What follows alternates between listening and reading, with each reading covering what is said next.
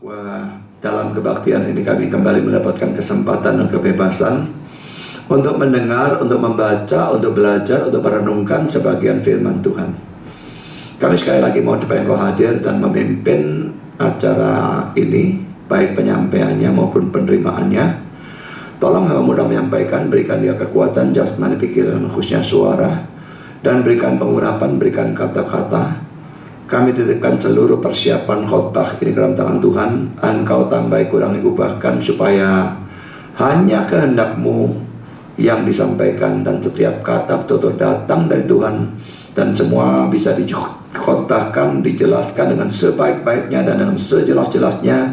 Dan biarlah firman dan Injil-Mu dilengkapi dan dibungkus dengan kuasa dan pekerjaan Roh-Mu, supaya jangan semua itu keluar dan kembali dengan sia-sia, tapi tertanam, tumbuh, berbuah dalam kehidupan kami untuk kemuliaan Tuhan. Kami berdoa kami semua dalam mendengar firman. Berikan hati yang terbuka, berikan konsentrasi yang baik dari awal sampai akhir. Kalau ada yang lelah ataupun mengantuk, berikan kami kesegaran secara khusus, dan berikan kami terang sehingga kami bisa mengerti apa yang kami dengar. Dan Tuhan telah kami mengerti, berikan kami ketundukan, supaya kami tunduk pada kebenaran firman. Yang belum percaya bila bisa percaya, yang sudah percaya bila ditumbuhkan dan didewasakan. Kami sadar setan akan bekerja. Tolong kuatkan semua kami menghadapi godaan dan terangnya dalam bentuk apapun, supaya apapun yang setan lakukan, biarlah firman bisa disampaikan dan diterima dengan sebaik-baiknya untuk kemuliaan nama Tuhan. Kami juga berdoa untuk listrik dan semua peralatan yang kami pakai, kiranya Kau jaga supaya semua berjalan baik dalam sepanjang kebaktian ini. Terima kasih Bapa. Berfirmanlah, kami siap untuk mendengar. Dalam nama Yesus kami berdoa. Amin.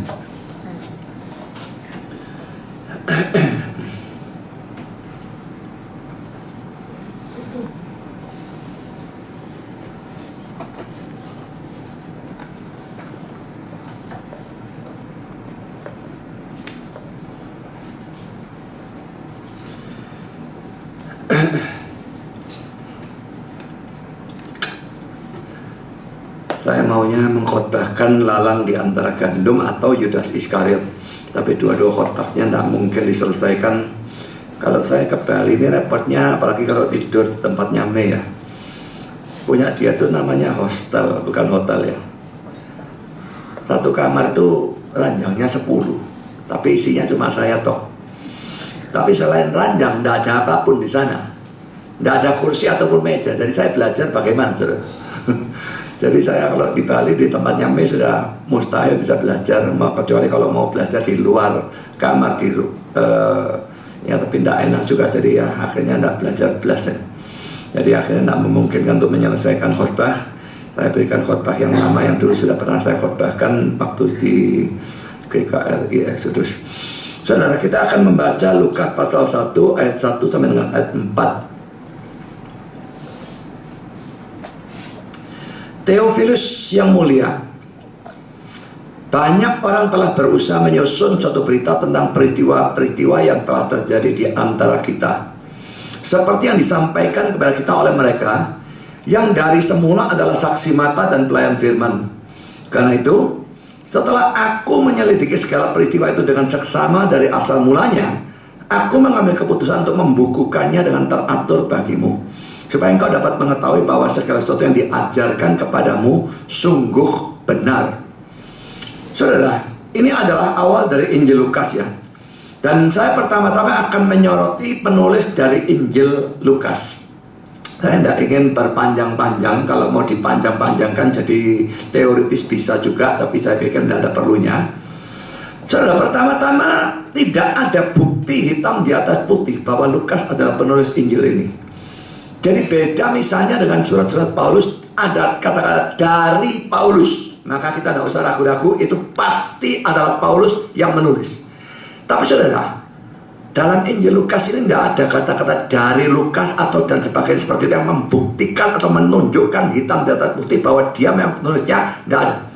Tapi saudara, pertama tradisi itu istilah teologi ya, bukan tradisi dalam arti kayak kebiasaan atau custom begitu, bukan itu ya.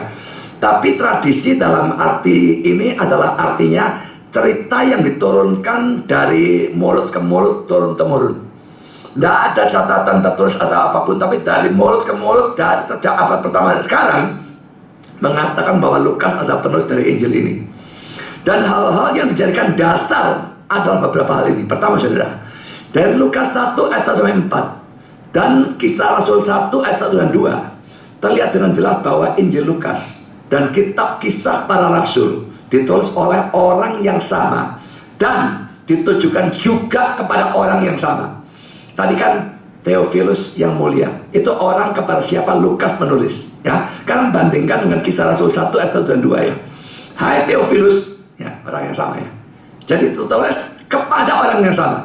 Dalam bukuku yang pertama, nah buku yang pertama ini mana? Ya jelas Injil Lukas, ya. Aku menulis tentang segala sesuatu yang dikerjakan dan diajarkan Yesus sampai pada hari ia terangkat. Sebelum itu ia telah memberi perintahnya oleh Roh Kudus kepada rasul-rasul yang dipilihnya. Jadi saudara, dua kitab ini kelihatannya dua-dua ditulis Lukas. Kalau saya yakin itu secara mutlak Lukas yang menulis. Selanjutnya saudara, dari istilah kami yang digunakan oleh penulis dari kitab Kisah Para Rasul muncul misalnya dalam Kisah Rasul 16 ayat 10, Kisah Rasul 20 ayat 5. Ya, saudara, saya tidak usah baca, cuma lihat kami, ya. Itu jelas menunjukkan bahwa penulisnya adalah teman seperjalanan Paulus. Dan ini cocok dengan Lukas yang memang sering menyertai Paulus di dalam perjalanannya. Nah, Paulus mengatakan kami, maka Lukas ini tercakup, ya. Dia memang rekan seperjalanan dari Paulus, jadi cocok.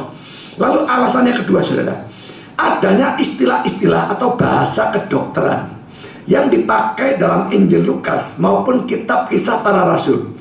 Dan juga fakta menunjukkan bahwa penulis Injil ini atau Injil Lukas ini lebih teliti daripada Matius ataupun Markus pada waktu dia menggambarkan suatu penyakit. Yang menunjukkan dia itu mesti seorang tabib atau seorang dokter. Dan Lukas memang adalah seorang tabib atau dokter, ya.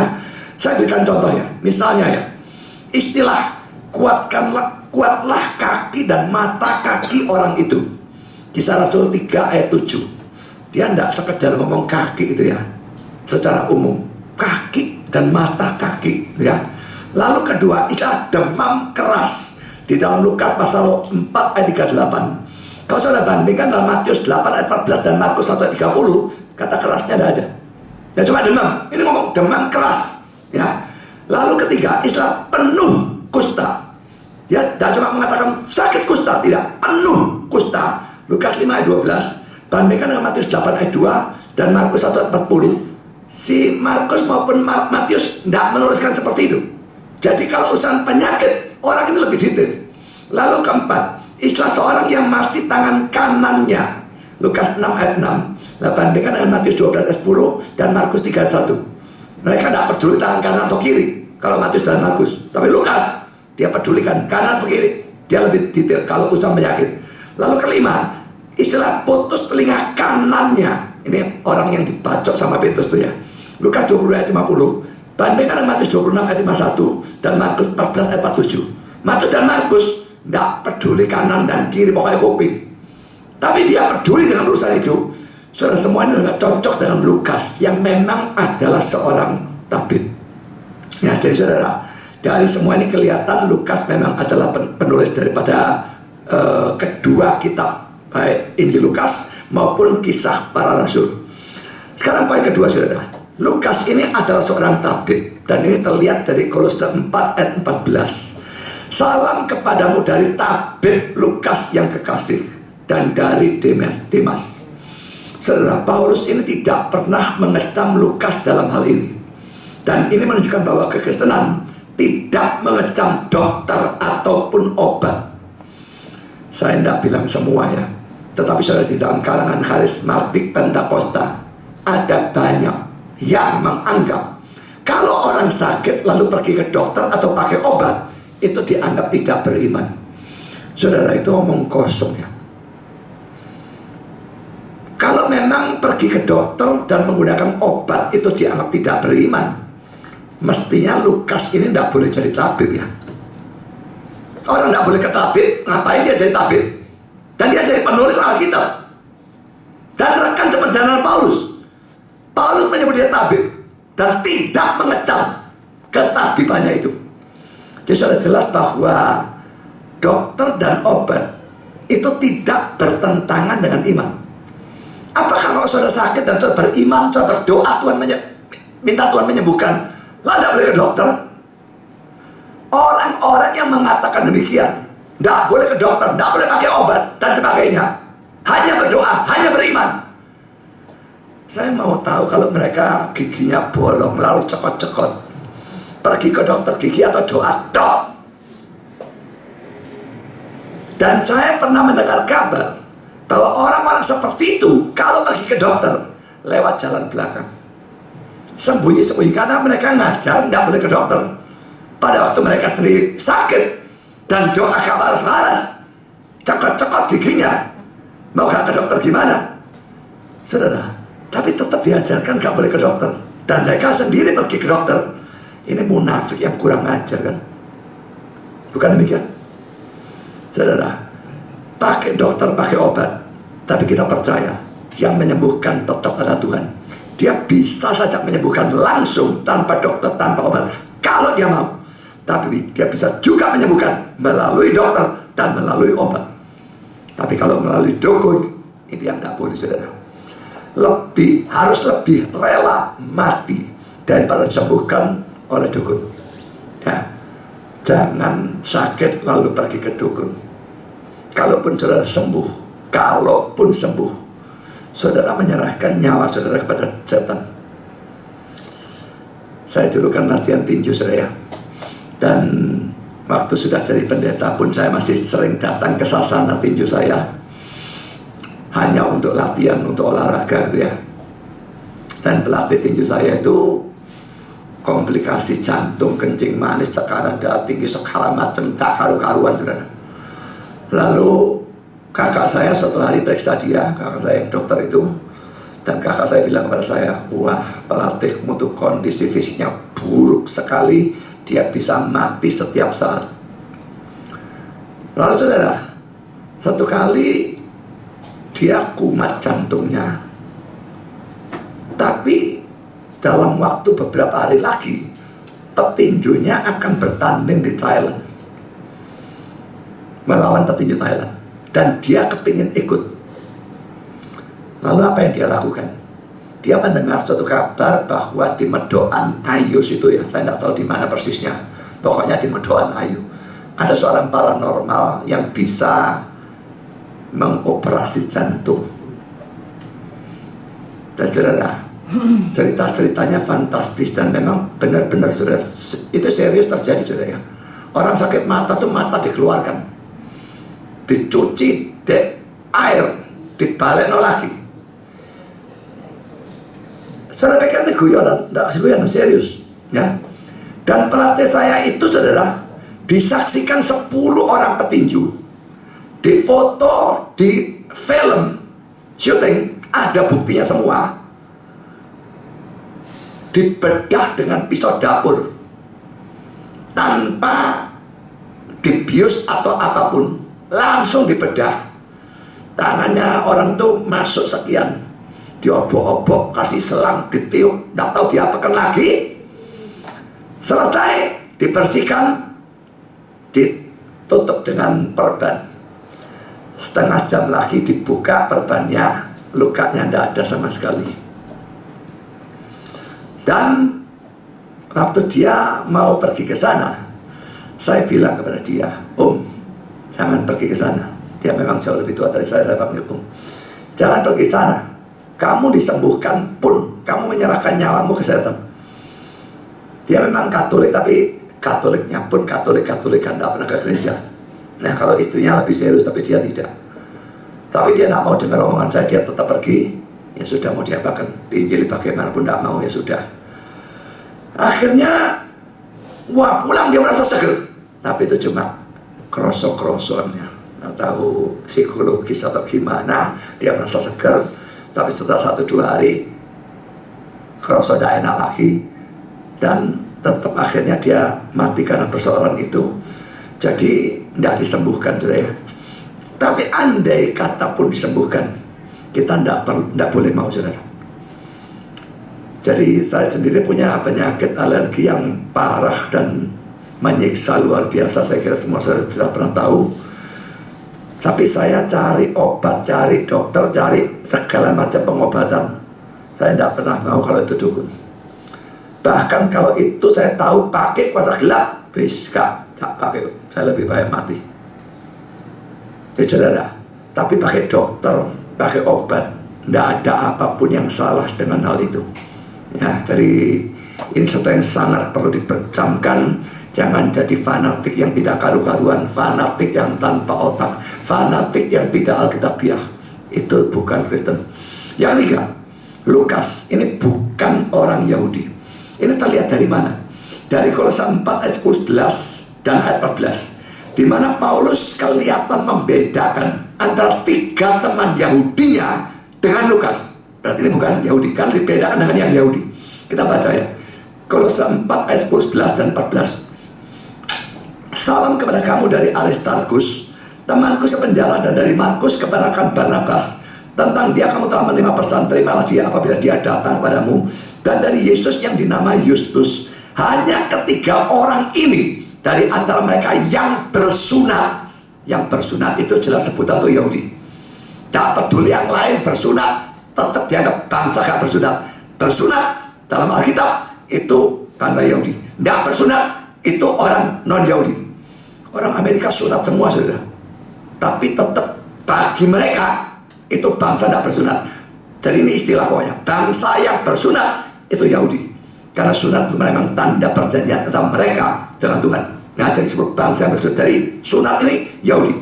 Yang menjadi temanku sekerja untuk kerajaan Allah, mereka itu telah menjadi penghibur bagiku. Salam kepada dari tabib Lukas yang kekasih. Bedakan ya, 3 teman Yahudi, 3 yang bersunat. Lalu salam lagi dari Lukas. Jadi beda. Kalau di Yahudi mestinya 4 mestinya yang bersunat, tapi tidak. Dia bilang 3 ini yang bersunat. Yang ini dari sebelah apa? Maka ini pasti bukan Yahudi. Dengan demikian saudara, Lukas adalah satu-satunya penulis perjanjian baru yang bukan orang Yahudi. Tuhan bukan cuma mau pakai Yahudi, Tuhan mau pakai juga orang-orang yang non-Yahudi untuk menulis Alkitab. Biarpun memang mayoritas Yahudi, tapi tidak semuanya Yahudi. Dalam memanggil bukan untuk pelayanan, untuk menyelamatkan, sama saja saudara. Kalau misalnya Natal tuh ya, kita sering, ini baru merayakan Natal. Natal cerita yang terkenal, gembala-gembala datang ke kandangnya Yesus. Nah, gembala-gembala Yahudi ya. Lalu cerita yang kedua yang terkenal, orang Majus datang juga kepada Yesus. Cuma cerita dua itu tidak campur jadi satu ya. Tidak pernah orang Majus ketemu gembala. Karena waktu orang Majus datang, Yesus bukan di kandang, tapi di dalam sebuah rumah. Jadi itu pasti terjadi beberapa waktu setelahnya. Tidak pernah terjadi sama-sama. Tapi poin saya, orang Majus itu bukan Yahudi. Tapi toh Tuhan arahkan kepada Yesus. Dan diterima juga. Mereka percaya, pasti mereka percaya. Dan mereka diselamatkan. Jadi saudara, Injil itu ditulis oleh orang Yahudi, oleh orang non-Yahudi. Injil diberitakan dan diterima dan menyelamatkan orang Yahudi maupun orang non-Yahudi. Saya tidak peduli saudara bangsa apa. Saya percaya di sini tidak ada satupun Yahudi. Tapi saudara mau Cina, kayak mau Jawa, kayak mau Arab, mau Ambon, mau Aceh, mau Madura, saya gak ngurus saudara orang apa. Tapi kalau saudara mau percaya Kristus, bahwa Kristus mati untuk dosa-dosa saudara, saudara diselamatkan. Tapi sebaliknya, saya tidak peduli saudara bangsa apa. Kalau saudara menolak Kristus, mengabaikan Kristus, bahkan kalau saudara pergi ke gereja tapi saudara mengabaikan Kristusnya dan tidak pernah percaya Kristusnya sebagai penebus dan juru selamat saudara, saudara tidak akan diselamatkan. Jadi saudara, Yahudi atau bukan Yahudi, datanglah kepada Kristus. Yahudi atau bukan Yahudi, layanilah Kristus. Dia adalah Allah yang menjadi manusia, mati di kayu salib menjadi juru selamat kita. Dia patut kita percayai dan dia patut kita layani. Sekarang saudara, kita masuk pada poin yang kedua. Penerima Injil Lukas ini tadi saya dikatakan adalah orang yang namanya Theophilus.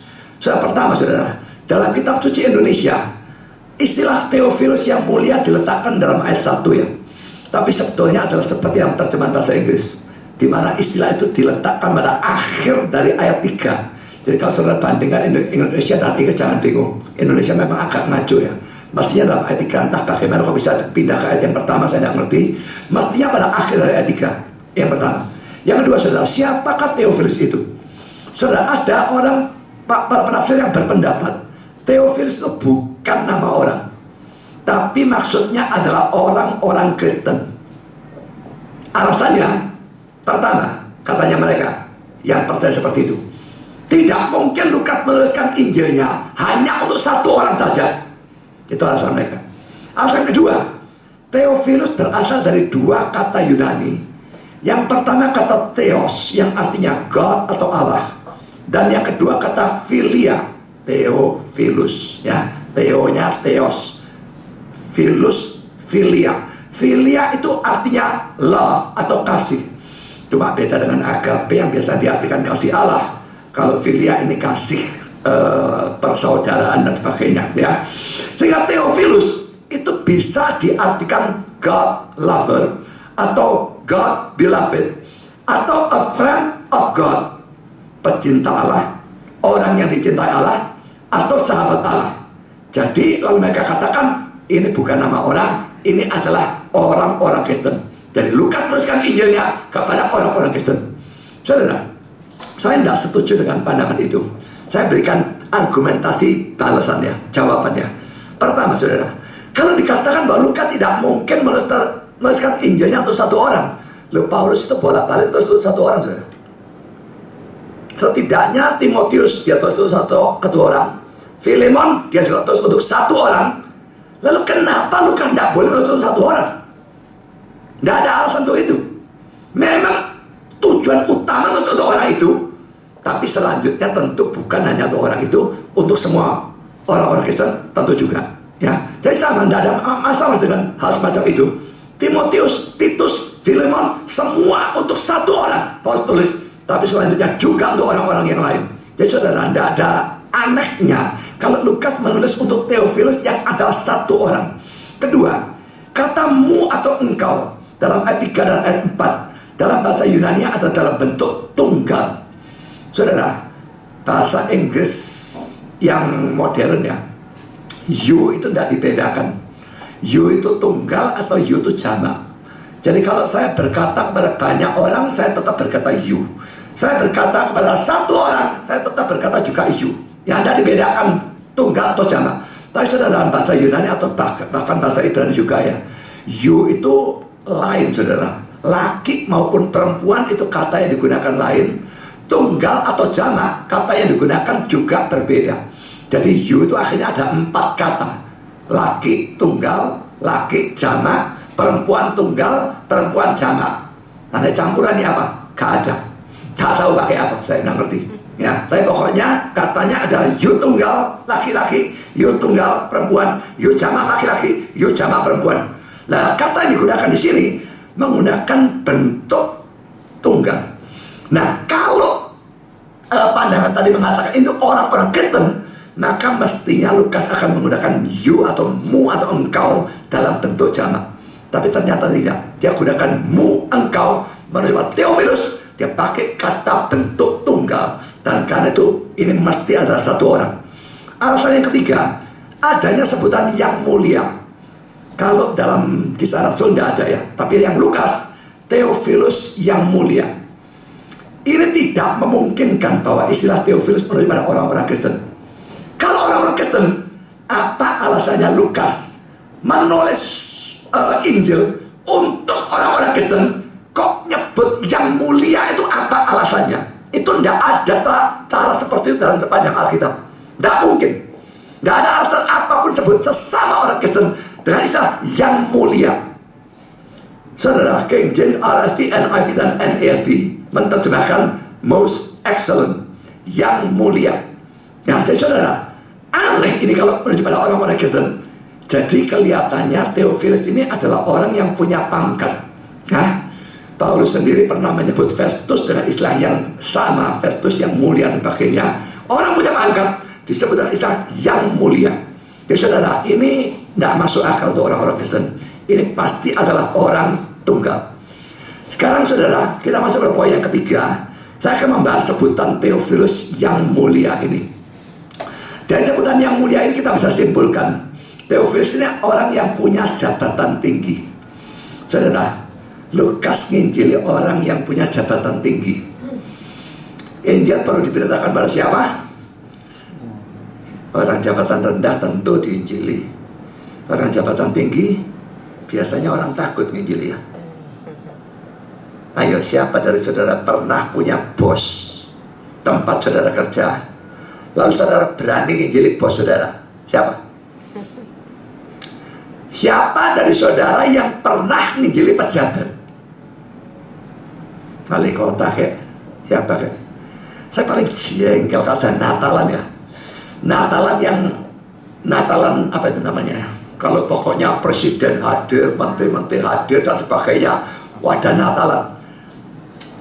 Coba saudara dengar, siapapun yang khotbah, gak pernah saya tahu berani nginjil. Yang datang presiden, menteri-menteri, wis waktu setengah mati, nginjil aku masuk penjara. Sebetulnya itu kesempatan luar biasa ya, menyelamatkan mereka. Gak peduli mereka punya jabatan tinggi, presiden, kaisar, saya tidak mau ngurus. Tanpa Kristus mereka masuk neraka. Dan kita perlu injil pada orang-orang itu. Tapi aneh, pendeta-pendetanya memang liberal, memang tidak injili, atau ketakutan luar biasa karena orang itu pangkat tinggi. Kalau saya saudara suruh khotbah di depannya presiden, saya tidak peduli saya harus mati, saya akan beritakan injil. Habis itu mau dibunuh, mau diapakan, saya tidak ngurus. Tapi tugas saya memberitakan Injil untuk menyelamatkan orang. Orang rendah atau orang tinggi, orang miskin atau orang kaya, siapapun, tugas saya memberitakan Injil. Karena tanpa Injil dia tidak bisa percaya. Dan tanpa percaya Kristus dia tidak bisa masuk surga. Dan kalau tidak masuk surga, satu-satunya tempat yang tersisa hanyalah neraka. Saudara, berani Injil seperti Lukas, Theophilus yang mulia, orang yang pangkat, nah, tapi diinjili. So, beberapa hal yang saya bahas saudara. Pertama, poin A saudara, ini bukan hal yang aneh pada zaman itu ya. Karena istilah itu bukan menunjukkan Lukas itu menjilat. Ya, kalau kita, wah, ini ngomong yang mulia, itu orang pangkat disebut yang mulia, Lukas ini penjilat. Bukan saudara. Ini istilah yang umum, cara yang umum untuk bicara pada saat itu. Sama kalau dalam pengadilan ya, juga sebut hakim itu dengan istilah yang mulia. Tidak ada masalah dengan hal semacam demikian ya. Kalau itu memang kebiasaannya, bukan itu maksud menjilat, tidak ada yang salah. Dalam Kisah Rasul 26 ayat 25, Paulus juga sebut Festus dengan istilah Festus yang mulia, menggunakan kata yang persis sama dengan yang di sini. Jadi saudara, tidak ada yang salah. Itu bukan aneh, itu bukan menjilat. Poin B, sebutan yang mulia ini menunjukkan adanya sopan santun dari pihak Lukasnya waktu dia berbicara kepada orang yang punya pangkat ini. Dan ini menunjukkan bahwa orang Kristen memang harus sopan. Tidak boleh lalu tidak punya aturan, tidak punya etika, kurang ajar dan sebagainya. Bandingkan dengan 1 Korintus 13 ayat 5 ya. 1 Korintus 13 itu menceritakan tentang kasih kan ya. Kasih itu apa-apa macam-macam. Dan dalam ayat 5, tidak melakukan yang tidak sopan. Kalau saudara punya kasih, saudara harus punya kesopanan. Saudara, ada gereja-gereja liberal yang mengabaikan Injil dan doktrin, tetapi hanya menekankan ajaran moral dan etika. Tentu saja ini salah saudara ya. Mereka jadi orang yang sopan, etikanya tinggi, tapi tidak percaya Kristus. Yo, gak ada gunanya saudara. Masuk neraka saudara. Tapi orang Kristen yang injili, jangan sampai jatuh pada ekstrem satunya, menekankan Injil, menekankan doktrin, tapi lalu mengabaikan moral dan etika, sehingga jadi orang yang kurang ajar, yang sama sekali tidak punya sopan santun. Ini tentu juga salah, karena itu akan menjadi suatu batu sandungan bagi orang-orang lain. Jadi saudara, mari jadi orang Kristen yang injili. Tekankan Injil, Jadi orang Kristen doktrinal, belajar doktrin. Tapi pada saat yang sama, jangan korbankan, jangan abaikan moral dan etika. Hidup moral harus tinggi, etika harus bagus. Tidak boleh jadi orang kurang ajar, harus sopan. Dan Lukas memberikan teladan yang seperti itu. Dia menuliskan Injil, ada doktrin-doktrin, tapi dia tetap menjaga sopan santun bicara kepada orang yang punya pangkat ini. Tapi pada waktu kita melihat Kisah Rasul pasal 1 ayat 1, pada waktu Lukas menuliskan kitab yang kedua, yaitu Kisah Para Rasul, dan dia menunjukkan kepada orang yang sama, yaitu Theophilus. Kenapa dia membuang kata-kata yang mulia itu? Kata-kata yang mulia tidak ada, cuma ada Theophilus. Dalam Injil Lukas dikasih yang mulia. Dalam Kisah Rasul, apa Lukas jadi kurang ajar? Saya pikir tidak, saudara. Ada orang yang berkata bahwa ini disebabkan karena pada saat itu, jadi pertama-tama dia tulis Injil Lukas dulu.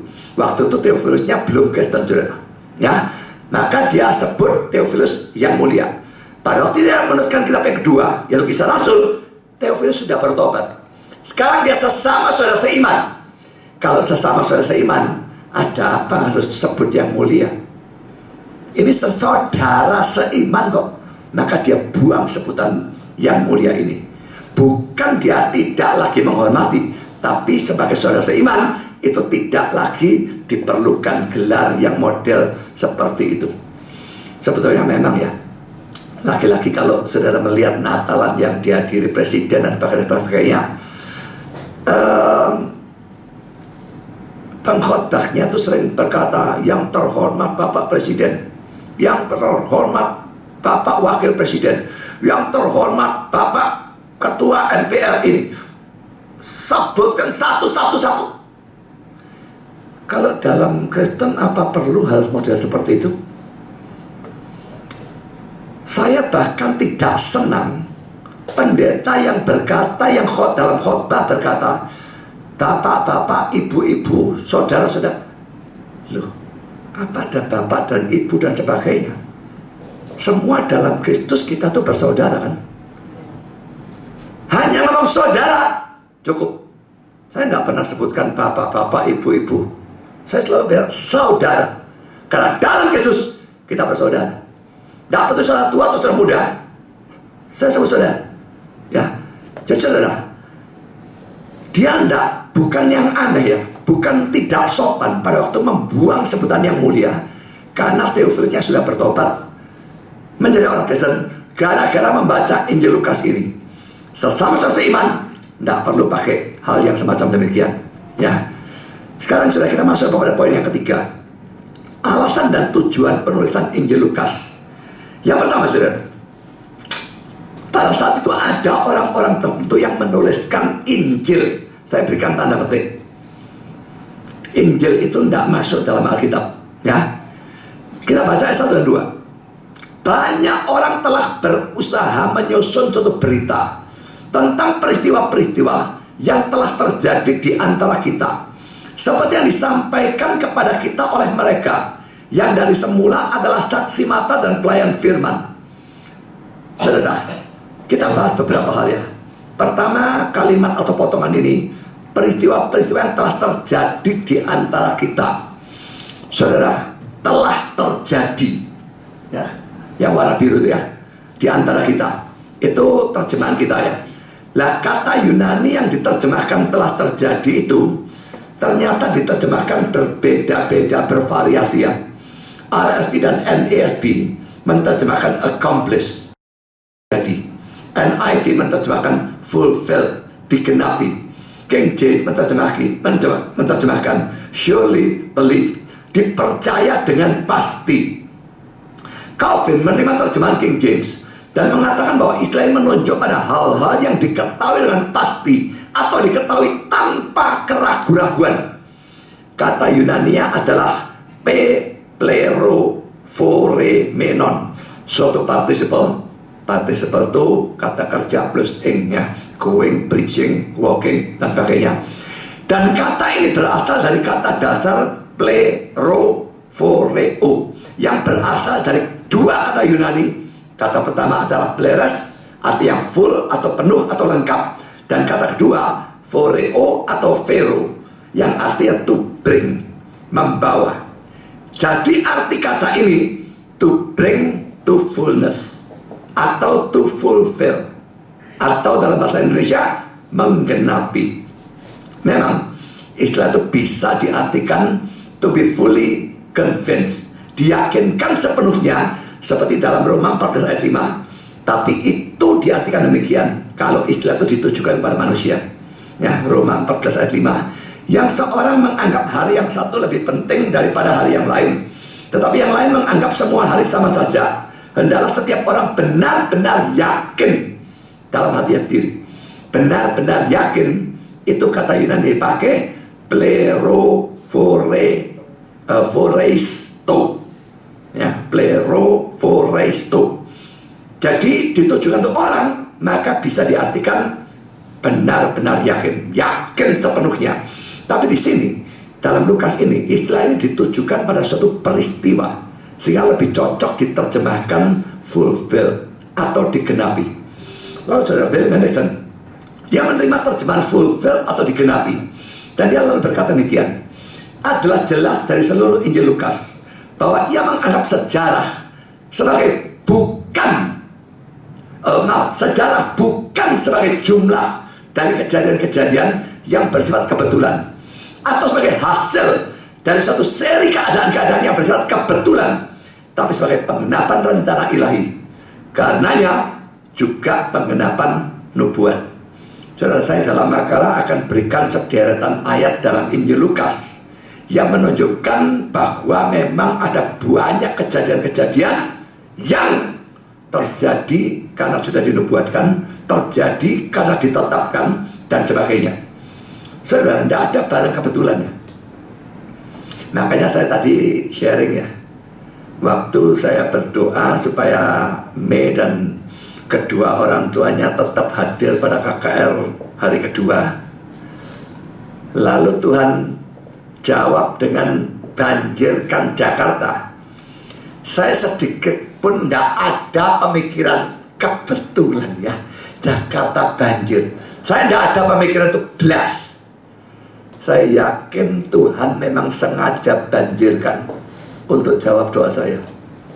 Memang bukan hanya itu. Dia pasti punya tujuan lain juga, tapi juga untuk jawab doa saya. Atur semuanya. Tidak ada barang kebetulan. Semua diatur oleh Tuhan. Tidak ada barang kebetulan juga kalau saudara saat ini datang di sini. Tidak ada kebetulan juga kalau ada saudara yang lain yang tidak datang. Saya sering mendengar orang Kristen dengar khotbah. Lalu kalau dia dengar khotbah, waduh mantap, mestinya tonggoku tuh atau saudaraku tuh atau siapapun itu datang cocok buat dia. Kayak khotbahnya negur dosa, cocok untuk dia. Kalau cocok untuk dia, kalau memang cocok untuk dia, Tuhan akan atur orang yang datang. Nyatanya yang datang dia, bukan orang itu. Cocok untuk siapa jadinya? Tapi kalau ada kebetulan, tidak ada kebetulan, omong kosong. Kalau saudara datang hari ini, itu bukan kebetulan. Dan mendengar Injil, mendengar firman, bukan kebetulan. Responslah dengan baik. Kalau tidak, saudara sudah mendengar, tapi tidak menanggapi, Tuhan akan menganggap tanggung jawab saudara menjadi lebih besar. Saudara Hendriksen berkata lagi demikian, adalah sesuatu yang menghibur kalau kita tahu bahwa sejarah, termasuk sejarah hidup kita sendiri, adalah penggenapan rencana Allah. Ini tidak membatalkan atau membuang tanggung jawab manusia. Semua yang terjadi karena Allah menetapkan demikian. Allah merencanakan demikian. Tidak ada barang kebetulan. Tapi sekalipun Allah merencanakan dan rencananya pasti terjadi, tidak berarti kita tidak punya tanggung jawab. Kita semua punya tanggung jawab. Ya, jadi saudara, saya menjadi pendeta bukan karena kebetulan. Saya tidak pernah kepingin jadi pendeta ya. Belas tidak pernah kepingin. Tapi saya yakin dalam pergumulan saya, Tuhan panggil. Yakin mutlak. Pergumulan itu kira-kira 7 bulan saya. Dan saya mulai ragu-ragu ini, kok kerasa-kerasanya Tuhan ini kepingin saya jadi hamba Tuhan. Saya lalu berdoa dan saya bilang, Tuhan, saya tidak pernah kepingin jadi hamba Tuhan. Saya sekolah di ITS, kepinginnya jadi insinyur. ITS elektro atau sekolah teologi ini gak cocok jurusannya blas. Dan saya bilang kalau saya jadi hamba Tuhan, itu banting setir 180 derajat, gak cocok belas dengan rencana semula saya. Saya lalu bilang, Tuhan saya mau, tapi saya beri syarat satu, buat saya yakin 100% tanpa keraguan sedikit pun bahwa engkau memang panggil aku jadi hamba Tuhan. Tidak 100% aku tidak berangkat. Saya bergumul terus dalam 7 bulan, saudara. Yakinnya mulai 50%, naik 60%, naik 70%. Saya terus bilang, gak Tuhan. Naik 80%, yakin 80% itu saya sudah, waduh, ini tidak bisa terhindar ini. Tapi saya 80%, saya belum yakin full. Tuhan, 80%, saya minta 100, tidak 100 saya gak berangkat. Gumul lagi, yakin 90%. Saya bilang, Tuhan, saya minta 100. Sampai suatu kali saya membaca suatu bacaan, satu saat teduh, dan saya melihat ini cerita di sini nih kok bisa loh penulisnya nulis seperti ini. Ini cerita persis cocok dengan kehidupan saya, sehingga saya tidak bisa mengatakan ada keraguan lagi. Waktu itu saya yakin 100%. Dan Tuhan menuruti permintaan saya. Permintaan saya bukan permintaan yang tidak masuk akal ya. Untuk mau jadi hamba Tuhan harus yakin, jangan sampai salah jalan dan dipanggil atau jadi hamba Tuhan. Itu bukan pelayanan, itu melayani karpe dewe, saudara. Saya mau, saya melayani jadi hamba Tuhan, tapi betul kamu panggilan Tuhan. Jadi saya minta yakin dan Tuhan memberikan itu. Dan saudara, jelas bahwa saya dipanggil itu bukan kebetulan. Jadi pendeta bukan kebetulan. Tuhan yang manggil dan sudah merencanakan dari semula. Dan tidak bisa tidak jadi pendeta. Karena rencananya seperti itu. Tapi tetap saya punya tanggung jawab untuk, oke, Tuhan saya mau. Oke Tuhan, aku sekolah teologi ya. Dia bimbing dan arahkan. Dan sudah jadi pendeta pun saya punya tanggung jawab. Belajar, persiapan, berkhotbah, melakukan apapun kewajiban dari seorang pendeta. Ya saudara, semua diatur oleh Tuhan, ditetapkan oleh Tuhan, direncanakan oleh Tuhan. Tapi tidak berarti kita lalu tidak punya tanggung jawab. Seperti tempo hari dalam PA ya, yang Gigi tanya tentang dirinya sesek dan sebagainya. Tak perlulah mati ya, masuk surga, apa-apa kok. Nah saudara, memang mati kapan dan melalui cara apa, serangan jantung kayak tabrakan atau kena bom atau kena banjir, itu semua ditetapkan oleh Tuhan. Tapi itu sama sekali tidak berarti kita tidak punya tanggung jawab untuk menjaga diri kita. Ingat ini baik-baik ya. Kalau kita berdasarkan semua ditetapkan Tuhan, lalu kita sakit benola mati ya sudah paling resmayanya mati ya mati. Ini bukan reform, ini hyper Calvinis, dan itu sesat. Kita punya tanggung jawab. Sakit, obati. Loh Tuhan tentukan waras ya tentukan waras. Sakit terus tentukan sakit terus ya sakit terus. Tentukan mati ya mati ya gak usah berobat. Itu hyper Calvinis. Tuhan memang merencanakan, dan yang direncanakan mesti terjadi. Tapi kita punya tanggung jawab.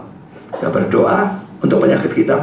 Kita berusaha mencari kesembuhan dan sebagainya dan sebagainya. Ya saudara, jangan pisahkan dua hal. Tuhan tetapkan ya, tapi kita tetap punya tanggung jawab. Dua-dua kelihatannya kayak tabrakan, tapi dua-dua jelas diajarkan oleh Alkitab dan tidak boleh dibuang yang manapun. Arminian membuang yang satu, Hyper Calvin membuang yang lain. Calvinis terima dua-dua. Allah menetapkan, Allah merencanakan, manusianya bertanggung jawab. Karena poin B, saudara, orang-orang tertentu lalu menuliskan peristiwa-peristiwa itu dan menyebarkan tulisan-tulisan mereka. Kita baca ayat 2 sekali lagi ya. Seperti yang disampaikan kepada kita oleh mereka, yang dari semula adalah saksi mata dan pelayan firman. Saudara, pertama saya akan bahas, mereka ini disebut oleh Lukas sebagai saksi mata dan pelayan firman. Firmannya ditulis dengan F huruf besar dalam kitab Indonesia.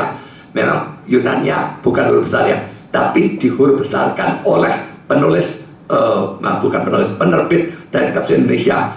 Kata firman di sini tidak menunjuk pada Yesus, tapi kepada Injil. Tidak peduli firman juga, ya. Firman menunjuk bukan pada Yesus, seperti dalam Yohanes pasal 1, pada mulanya adalah firman. Lah firman di situ Yesus. Tapi di sini tidak. Firman di sini menunjuk kepada Injil. Injil memang sebagian dari firman Tuhan. Karena poin B, saudara, mereka disebut sebagai saksi mata. Kenapa? Sebagai saksi mata dan pelayan firman. Saksi mata dari firman atau Injil, karena mereka sudah menerima Injil atau firman itu. Nah, setelah mereka menerima, lalu mereka menjadi pelayan firman, di mana mereka memberitakan firman atau Injil itu. Nah, saudara, ini orang Kristen yang benar, ya. Sudah dengar Injil dengan firman, sudah terima dan percaya Kristus, maka lalu beritakan kepada orang lain. Tadi Geki waktu ngomong-ngomong sebelum kebaktian juga ngomong begitu. Orang Kristen sudah dengar Injil, sudah percaya, dan dia sudah merasa diselamatkan, yakin diselamatkan. Seharusnya masuk neraka, sekarang pasti masuk surga. Ini tidak bisa diam, harus memberitakan.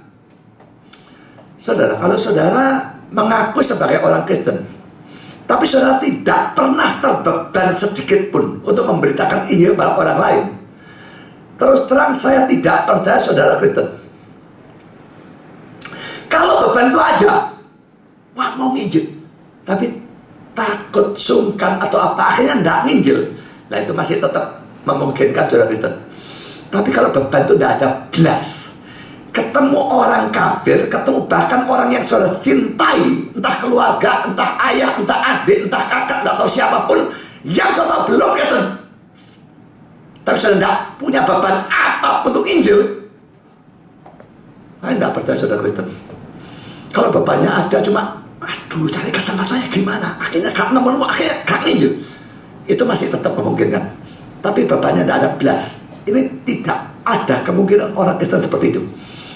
Bayangkan saudara, orang Kristen yang tahu, sadar, percaya, yakin, mesti aku masuk neraka, dosaku banyak, masuk neraka, itu nasibku seharusnya.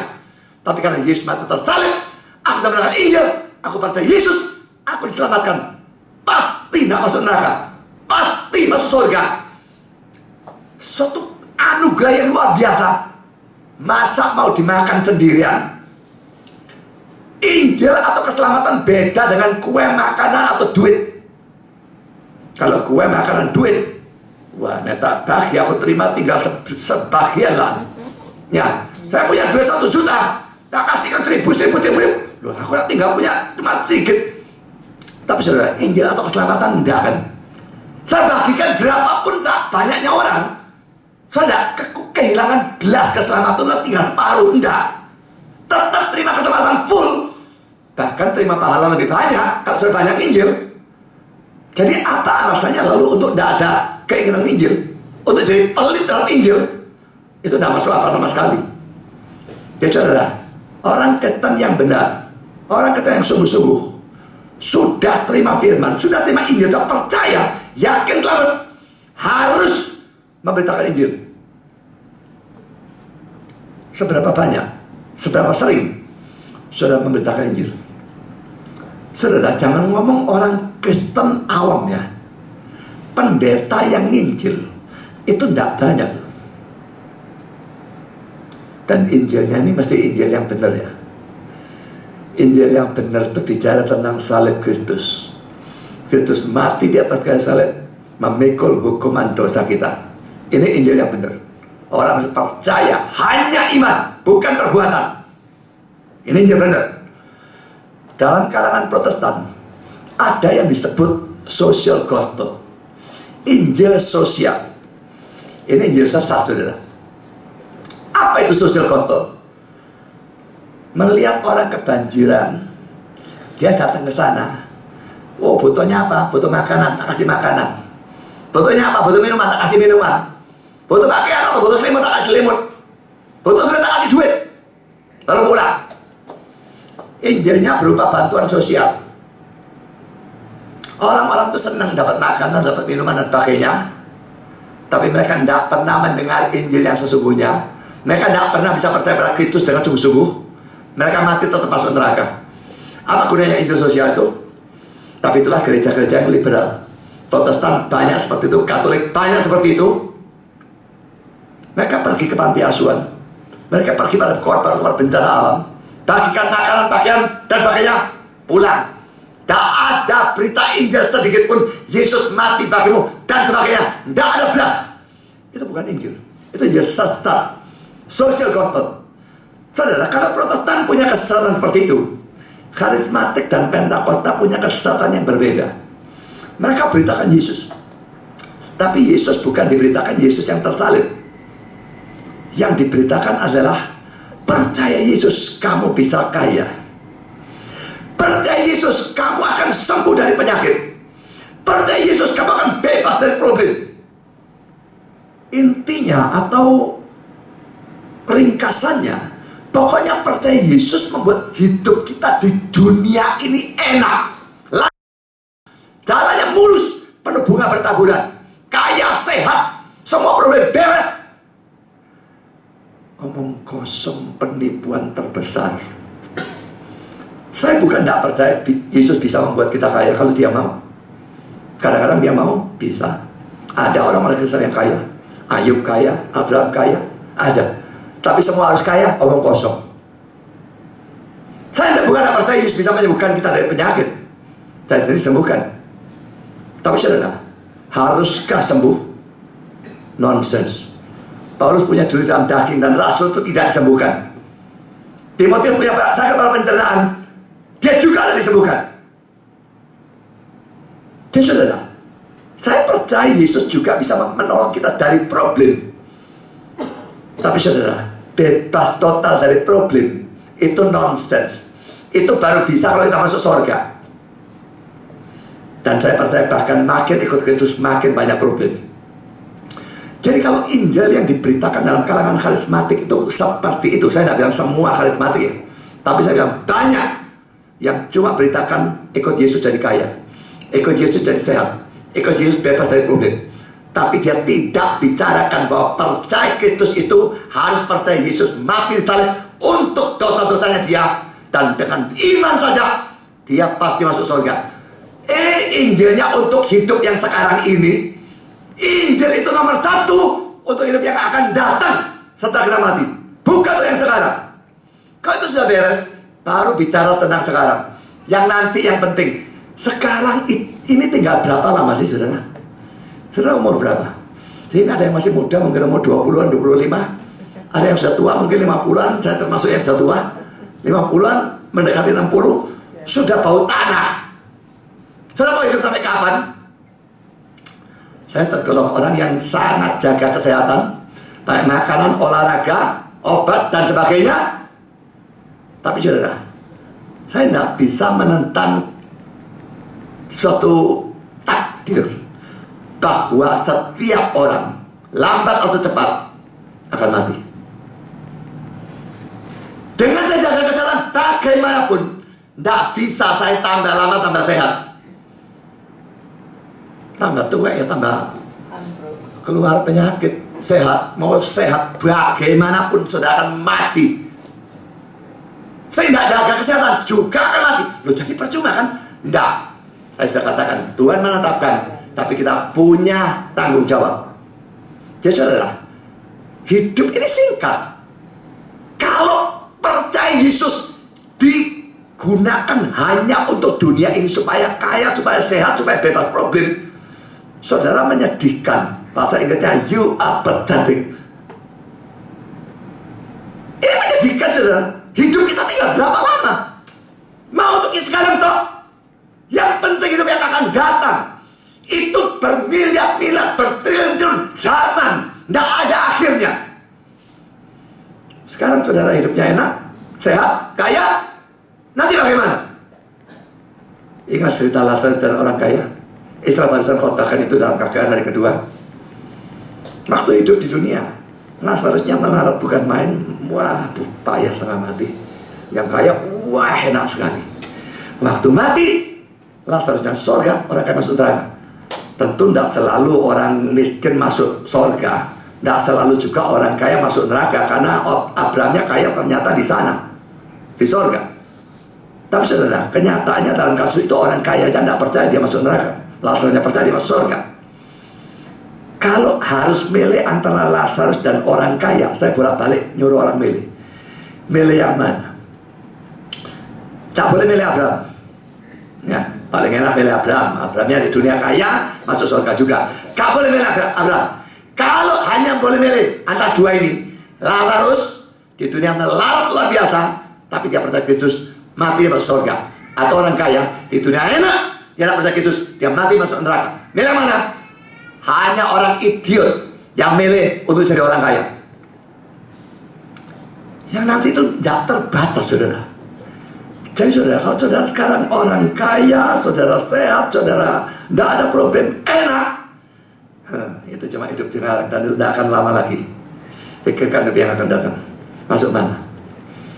Sebelum saudara percaya Kristus, saya tidak akan masuk sana. Hanya kalau saudara percaya Kristus, saya masuk ke sana. Ya, jadi saudara, kita harus terima Injil itu. Lalu kita harus jadi pemberita firman.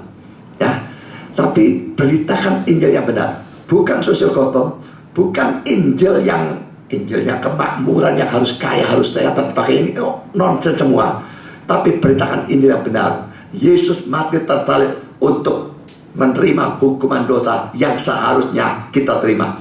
Siapapun hanya dengan iman, tanpa perbuatan, hanya iman, maka dia diselamatkan. Perbuatan baik itu bukti dari iman, bukti dari keselamatan, bukan perbuatan baik yang menyelamatkan. Yang menyelamatkan Yesus melalui iman. Jadi saudara, sudah saudara percaya dan sudah saudara beritakan Injil. Kita masuk poin kedua. Mereka, yang dimaksud mereka oleh Lukas ya, itu bukan Matius, Markus, lebih-lebih pasti bukan Yohanes, karena Yohanes menuliskan Injilnya setelah Lukas menuliskan Injilnya. Matius dan Markus mungkin sebelumnya, tapi bukan dua itu yang dimaksudkan. Orang-orang yang lain yang dimaksudkan. Karena poin yang kedua lagi, tulisan-tulisan ini bukan tulisan sesat. Dan karena itu Lukas tidak menyerang orang-orang tersebut, misalnya dengan menyebut mereka nabi palsu, mengajar sesat, tidak.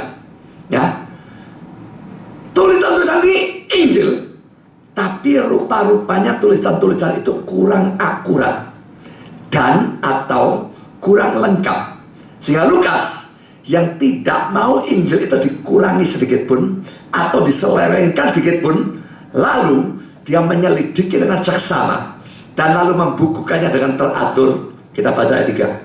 Karena itu, setelah aku menyelidiki segala peristiwa dengan seksama dari asal mulanya, aku mengambil keputusan untuk membukukannya dengan teratur bagimu. Saudara, akan saya berikan pertama pada poin A, komentar dari William Hendrickson yang berkata demikian.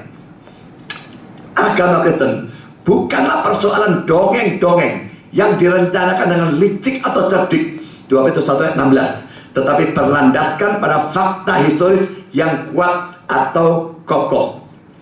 Saudara, dalam kelompok liberal ada satu orang yang luar biasa terkenal di dalam kalangan liberal. Namanya adalah Bultmann. Kalau tidak salah nama awalnya Rudolf ya, tapi pokoknya nama akhirnya Bultmann, dan yang dikenal ini Bultmann ini. Orang ini dari kalangan liberal, dia orang Jerman ya, paling memuakkan luar biasa. Dia punya suatu teori yang disebut demythologizing. Saya tidak tahu persisnya bacanya, demythologizing. Intinya begini, dia berkata firman Tuhan itu dipenuhi dengan mitos-mitos, dongeng-dongeng. Ada kebenaran-kebenaran, tapi ada dongeng-dongeng yang menyertai. Baru kita baca, buang dongeng-dongengnya untuk mendapatkan arti yang sebenarnya yang dimaksudkan. Jadi kalau Yesus ada mujizat, bangkitkan Lazarus, wah itu dongengnya. Yesus bangkitkan orang mati, Yesus celikkan orang buta, bangkitkan orang lumpuh, itu cuma dongeng. Semua mujizat dongeng. Yunus ditelan ikan, omong kosong lah, dongeng. Saudara, dia omong semua dongeng-dongeng, mujizat-mujizat itu dongeng dan sebagainya. Kalau memang kata-kata Bultmann ini benar, untuk apa Lukas susah-susah menyelidiki fakta sejarah yang benar dan lalu membukukannya? Dia selidiki yang benar, dia tulis. Itu dongeng, omong kosong. Sekarang poin B, saudara. Lukas menyelidiki dan lalu menuliskan. Dan Lukas diilhami Roh Kudus pada waktu menulis. Dua hal ini bukan dua hal yang kontradiksi. Saya ulang ya. Lukas menyelidiki dan lalu menuliskan. Ini yang pertama. Yang kedua, Lukas diilhami Roh Kudus pada waktu menulis. Dua ini tidak kontradiksi. Banyak orang berpendapat ya, kalau seorang pendeta belajar buku teologi atau tafsiran, lalu nyusun khotbah, oh itu firmannya manusia. Dia belajar dari manusia. Kalau mau yang dari Tuhan, kita hanya perlu berdoa minta pimpinan Roh Kudus. Tidak boleh belajar tulisannya orang. Lalu kenapa gerangan ada orang dengarkan dia? Pada waktu jemaatnya dia dengarkan dia, mereka tidak belajar dari orang. Lucu kalau orang ajar seperti itu, tololnya setengah mati kan. Dan di sini kita melihat pada waktu Lukas menuliskan firman Tuhan, kitab suci, bukan sekedar cuma khotbah ya. Dia menuliskan firman Tuhan, dia menuliskan kitab suci, dia menyelidikinya lebih dulu. William Barclay berkata demikian, hati-hati orang ini ya. Orang ini liberal, tapi kadang-kadang dia bagus, saya ambil. Tapi kalau dia kayak sampah, saya buang. Di sini dia berkata demikian, tidak seorang pun yang menyangkal bahwa Injil Lukas adalah suatu dokumen yang diilhamkan. Dan sekalipun demikian, Lukas memulainya dengan menegaskan bahwa Injil ini adalah hasil dari penyelidikan sejarah yang paling teliti. Pengilhaman Allah tidak datang kepada orang yang duduk dengan tangan dilipat dan pikiran yang malas dan hanya menunggu, tapi pada orang yang berpikir dan mencari dan menyelidiki. Saya katakan orang ini hati-hati. Maka saya berikan peringatan. Kata-kata Barclay ini tidak bisa diperlakukan secara mutlak. Tidak bisa semuanya dianggap benar. Tentu tidak berarti bahwa semua orang yang mencari dan menyelidiki lalu dapat ilham. Kalau seperti itu, saya mesti dapat ilham. Saya ternyata tidak dapat ilham. Ilham itu hanya untuk penulis Alkitab, tidak untuk saya. Ya, saya mencari, saya menyelidiki, tapi saya tidak dapat ilham. Tidak ada keharusan seperti itu. Juga tidak semua orang yang mendapatkan ilham mendapatkannya setelah mencari dan menyelidiki. Tidak selalu, ya. Tapi sekalipun demikian ya, ada hal yang kurang pas dalam omongan Barclay. Tapi kita tetap bisa mendapatkan sesuatu kebenaran dari kata-kata dia, yaitu bahwa kalau kita mau mendapatkan kebenaran dari Tuhan, tidak cukup bagi kita doa dan nunggu. Males, tidak bisa. Saya boleh berdoa 1000 kali per hari, Tuhan buat aku ngerti firman-Mu, lalu malas nunggu, tidak mau belajar. Saya kepingin lihat saudara mengerti firman Tuhannya bagaimana. Dan saudara, zaman sekarang sangat sedikit pendeta yang belajar sungguh-sungguh serius. Saya punya software Alkitab, saya berikan kepada orang-orang yang adalah pendeta atau penginjil, pokoknya hamba Tuhan, cuma jadi pajangan, gak dipakai belas. Senang show, ya lihat laptopku ada tafsirannya ini, ada tafsiran itu dan sebagainya. Baru dia khotbah, gak muncul belas orang-orang itu. Khotbahnya gak kelihatan seperti orang belajar. Lucu ya. Mau ngerti firman Tuhan, hanya berdoa, jangan mimpi. Doa tidak dilakukan penting, tapi tidak bisa hanya berdoa. Harus juga belajar. Ya, ora et labora, berdoa dan bekerja dalam hal apapun. Kalau cari duit juga sama, saudara. Doa perlu. Kalau tidak Tuhan yang berkati, sudah cari duit gimana pun tidak bakal dapat. Doa perlu. Tapi lalu bisa diem tok. Tuhan kasih orang duit, lalu nganggur di rumah. Duitnya datang sendiri begitu. Itu orang Kristen yang kurang ajar. Berdoanya sih bagus, nunggunya tidak bagus. Ada orang bekerja mati-matian tidak doa, itu kafir. Mestinya kita lakukan dua-duanya, berdoa dan bekerja. Dalam hal mengerti Alkitab sama. Berdoa harus. Saya pernah berdoa, Tuhan berikan aku pencerahan, berikan aku pengertian, buat aku makin mengerti firman. Pernah doa seperti itu atau enggak? Atau hanya cuma minta duit, minta sehat, seger waras, cuma itu doa. Minta ngerti Alkitab, sering doa? Tak pernah ada. Tak layak, sesat. Tapi setelah berdoa demikian, biarpun itu penting, tidak cukup hanya itu. Harus mau belajar, harus mau menyelidiki. Saya sudah khotbah berapa lama ini? Di sini kelihatan juga. 1 jam. Ya. Cetowo nekat mari-mari. Tunggu sudah ini belum tahu barangkali. Ya. Saya merasa, wah, ke gereja khotbah cetowo nih. Mau khotbah yang berapa? Ada gereja yang 1 jam saja itu loh, paling enak. Cepet marinya. Khotbahnya pasti tidak lebih dari 15 menit. Tapi saudara pergi ke sana, aneh. Kalau urusan makanan rohani kok beda dengan makanan jasmani ya. Kalau makanan jasmani enak, bayar titik dapat sing akeh. Kalau makanan rohani bayar, tidak tahu bayar sedikit atau banyak, tapi dapat makanannya dia kepingin sedikit toh. Kan tidak waras toh. Tapi banyak orang Kristen tidak waras ya. Khotbah panjang, ketahuan gak bela nih pergi gereja sana. Khotbah kesel sampai bokong panas kabeh. Mau ngerti kebenaran atau tidak? Mau korbankan waktu atau tidak? Hari Minggu itu Tuhan. Di sini ada jemaat-jemaat yang datang pagi sore. Memang pengangguran, punya penggawean, butuh berat nasa keluarga, ya. Bukan saudara, mereka kepingin mengerti. Khotbah pagi beda dengan sore. Saya datang 2 kali dapat 2 khotbah yang berbeda. Makin mengerti firman. Why not?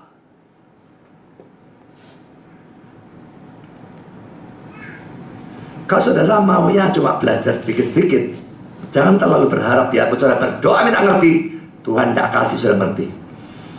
Saudara menyelidiki, betul serius belajar. Itu harus. Lukas nulis Alkitab dan dia lakukan itu setelah menyelidiki mati-matian baru membukukannya. Sekarang poin C, membukukannya itu dengan teratur.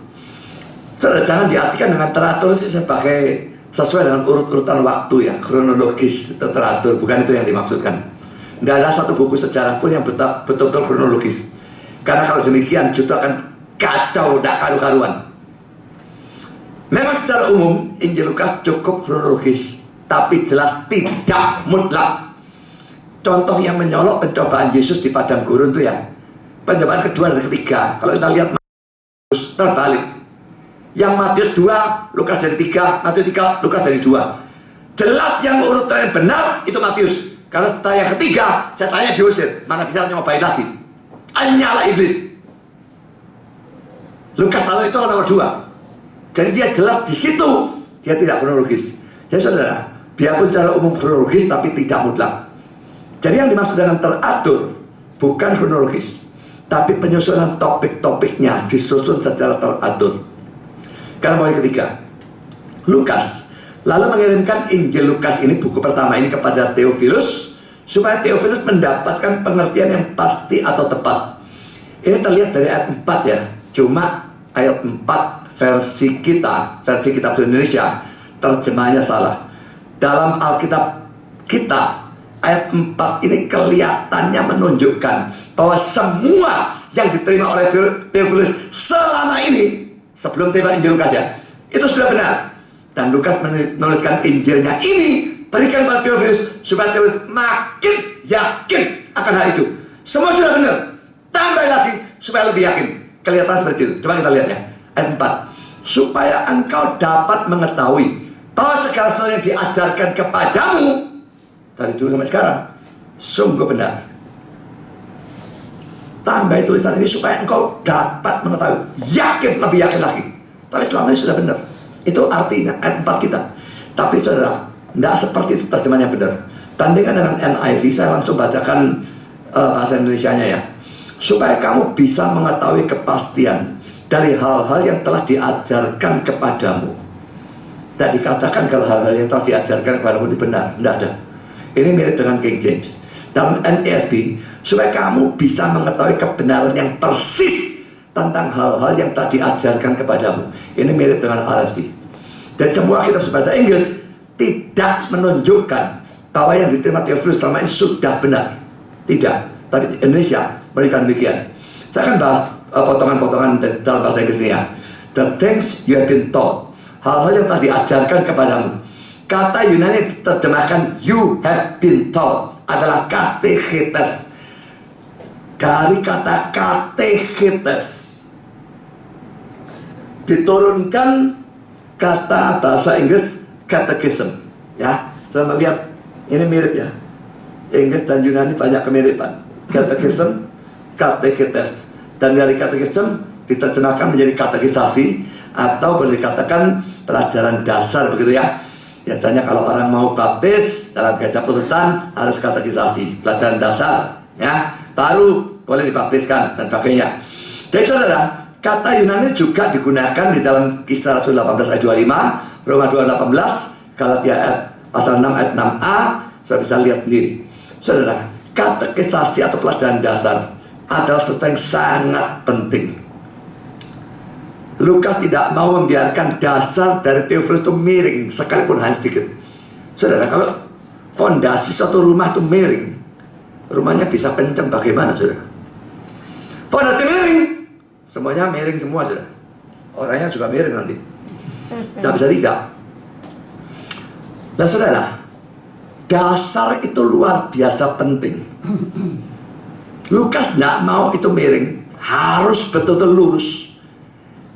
Lah, fakta dalam gereja-gereja zaman sekarang, kalau saya melihat gereja-gereja zaman sekarang, bukan dasarnya miring, dasarnya tidak ada. Dalam banyak gereja ada yang namanya katekisasi, nama tok katekisasi. Yang diajarkan di situ bukan pelajaran dasar. Yang melip-melip tunggal apa segala diajarkan dasar. Yesus mati dosa, Allah jadi manusia dan sebagainya. Hanya iman tidak diajarkan. Saya dulu ngajar, saya ingat pernah ngajar, Yesus mati untuk dosa kita. Dosa kita yang mana? Saya ngajar begitu. Dosa kita yang lalu doa. Banyak orang percaya begitu. Kalau hanya dosa kita yang lalu yang dipikul oleh Yesus, dosa yang akan datang dan dipikul, semua kita masuk neraka. Kalau dosa yang akan datang banyak dan kita mesti bayar. Jadi Yesus harus mati untuk semua dosa. Loh, yang di sini belum terjadi kok, belum saya lakukan loh. Dia mati untuk yang di sini, yang sudah saya lakukan. Waktu dia mati ini juga belum terjadi. Dia bisa mati untuk yang di sini, kenapa tidak bisa mati untuk yang di sini? Itu aneh kan? Dia mati semua dosa kita. Dosa asal, dosa yang lalu, dosa sekarang, dosa yang akan datang, tanpa kecuali. Kalau ada satu kecuali saja, saya percaya Kristus, saya tetap masuk neraka membayar yang satu itu. Yesus mati semua dosa, itu saya ajarkan. Ada satu jemaat, dia sudah puluhan tahun jadi orang Kristen. Dia bilang, aku belum pernah dengar ajaran itu. Loh, bagus sekali gerejamu. Di suatu semua dosa itu ajaran dasar. Dan puluhan tahun dia ke gereja, tidak tahu hal itu. Lucu kan? Sangat banyak hal seperti itu. Selamat hanya iman saja. Orang Kristen banyak-banyaknya bingung tidak karuan tentang hal itu. Saudara, hal penting, hal dasar, zaman sekarang sangat banyak orang Kristen tidak punya. Karena gerejanya tidak pernah mengajarkan itu. Ini sesuatu yang fakta, menyedihkan tapi fakta. Ya, harus belajar pelajaran dasar. Tanpa itu saudara bisa beriman, tanpa itu saudara bisa dibangun. Tidak ada gunanya. Karena itu saya dan Esta bertekad di Bali, PI terus, dasarnya dulu, hampir habis-habisan. Andi Halim mau ngajar katekisme Heidelberg, buat saya tak ngurus akarnya ajar apa yang tinggi-tinggi. Saya tidak. Saya melihat orang-orangnya, ini tidak tipe model orang Kristen. Banyak yang tidak Kristen. Sekalipun mungkin ada sudah Kristen, tapi banyak yang tidak Kristen. Dan yang Kristen pun bayi. Foto Injil yang banyak dari segala macam sudut Injilnya diajarkan supaya dasarnya menjadi kuat. Baru kita nanti membangun. Saudara, itu sesuatu yang penting ya. Pergi ke gereja mesti pilih gereja yang betul mengajar dasarkan. Dasar tidak diajarkan. Jangan harus jadi orang Kristen. Tidak bakal. Karena poin B, saudara. So that you may know the certainty, atau so that you may know the exact truth. Supaya kamu bisa mengetahui kepastian atau kebenaran yang persis. So ini menunjukkan bahwa ada hal-hal yang kurang akurat dalam Injil-Injil yang sebelumnya. Injil dalam tanda petik, ya. Jadi ada hal yang kurang akurat dalam pengajaran diterima oleh Theophilus selama ini. Dan Lukas lalu menuliskan Injilnya, mengirimkan kepada Theophilus untuk mengoreksi kesalahan-kesalahan itu. Saudara, 2 poin, saudara. Pertama, tahu tentang kebenaran itu adalah sesuatu yang vital, ya. Seandainya Theophilus tidak dikirimi Lukas ini, mungkin dia belajar Injil yang kurang akurat itu mungkin tidak menjadikan dia Kristen. Tapi saudara dikirimi Injil yang akurat ini, bukan hanya Lukas menyelidiki, tapi ada ilham Roh Kudus sehingga tidak ada kesalahan sama sekali. Maka itu sesuatu yang sangat-sangat vital. Dan itu plus pekerjaan Tuhan membuat Theophilus menjadi orang Kristen. Saudara, kalau saudara ada orang Kristen yang tidak ngerti apa-apa, itu betul-betul bencana. Dan cilakanya, zaman sekarang mayoritas orang Kristen tidak ngerti apa-apa. Atau ngerti banyak, cuma salah kabeh. Ngerti banyak, ngomongan nekat lakinya. Sudah bodoh ngawur, tapi nekat. Tahu saya pendeta berani ngajari. Itu banyak. Dan yang seperti itu banyak dalam kalangan karismatik. Kalau dalam kalangan Protestan yang biasa, kalau dia ngadep pendeta, dia wes keder dulu pendeta ya, gak laku. Tapi dalam kalangan karismatik enggak. Tahu pendeta, ngurui.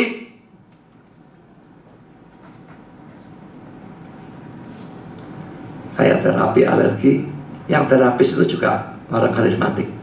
Ngomong, nanti ngajari saya, saudara. Dan saya bisa ajaran udah ngawur. Saya belajar lebih jauh dari itu. Ngawur aja karu-karuan, tapi wah ngotot bisa karuan mulai. Saya ngurus. Mau dibetulkan atau tidak mau ya sudah. Saya mau betulkan, tapi dia yang tidak mau dibetulkan ya sudah. Saudara, jadi maulah belajar firman Tuhan, karena pengertian kebenaran itu penting. Tidak punya pengertian, tidak bisa percaya. Makin besar pengertian, makin besar kemungkinan percaya, makin besar kemungkinan bertumbuh. Jadi belajar firman Tuhan dengan rajin, datang bukan hanya dalam kebaktian, datanglah juga dalam PA. Dan kalau makalah, ada makalah, pelajari makalahnya. Kalau perlu, beli DVD-nya, dengar ulang, dan sebagainya. Kedua, gereja butuh ajaran yang sangat ketat dan sangat akurat. So, kalau saya ngajar jelimet ya, saya kira suka dicari, sampai Inggrisnya, Yunani, apa segala macam kayak begitu. Beda sedikit. Nggak bisa, harus akurat. Nah, gereja butuh ajaran yang sangat ketat, sangat akurat. Karena itu saudara, maulah belajar yang jelimet maupun yang sukar.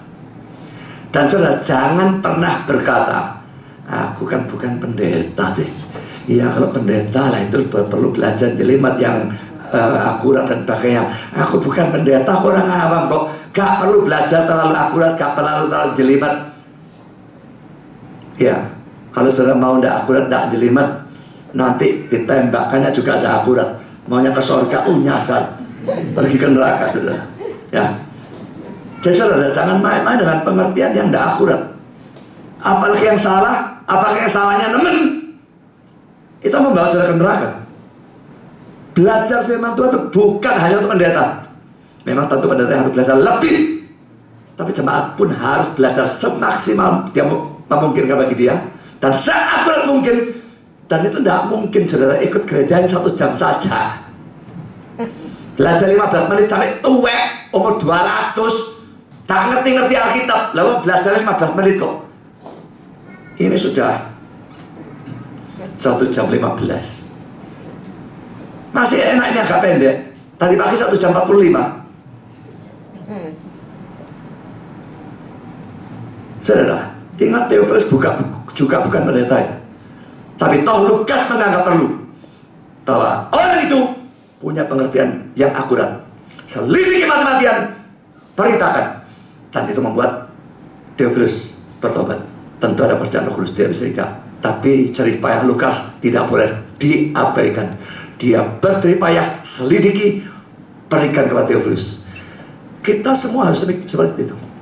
Berusaha mati-matian, nginjil dan pakai, siapkan mati-matian. Saya dalam berkhotbah, siapkan mati-matian, berikan kepada saudara. Saya pelajari mati-matian. Saya tidak mau nyeleweng sedikit pun. Setiap ayat yang saya gunakan, saya periksa dalam buku tafsiran dulu. Ini benar apa tidak penggunaannya. Dan saya tidak gunakan satu, saya gunakan banyak buku tafsiran. Cek. Oke, saya benar, ya sudah pakai. Kadang-kadang ayatnya seolah-olah artinya ke sini, penafsirannya pergi ke sana. Banyak loh ayat yang seperti itu. Jadi firman Tuhan itu kasarnya ada semacam jebakan-jebakan, sehingga orang yang tidak niat belajar serius kejeblok.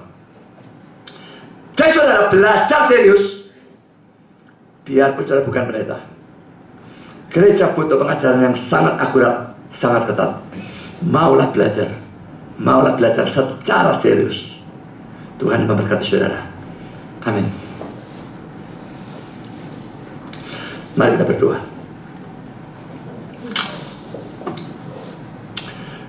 Bapa di surga, terima kasih Kau sudah pimpin serta berkati yang sepanjang pelajaran hari ini atau khotbah hari ini.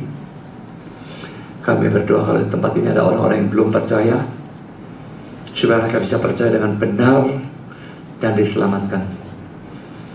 Kami berdoa untuk orang-orang yang sudah percaya tapi yang tidak memberitakan Injil. Dorong supaya mereka mau dan bisa dan berani memberitakan Injil. Kami berdoa untuk orang-orang yang sudah percaya tapi masih malas dalam belajar firman, merasa tidak perlu belajar firman terlalu banyak, merasa tidak perlu belajar firman terlalu jelimet, terlalu akurat. Tolong mereka sadar bahwa pengertian yang benar, yang banyak dan akurat itu sangat vital bagi setiap orang Kristen. Dan tolong supaya semua mau belajar firman Tuhan mati-matian dan belajar dengan benar. Terima kasih Bapa, dalam nama Yesus kami berdoa. Amin.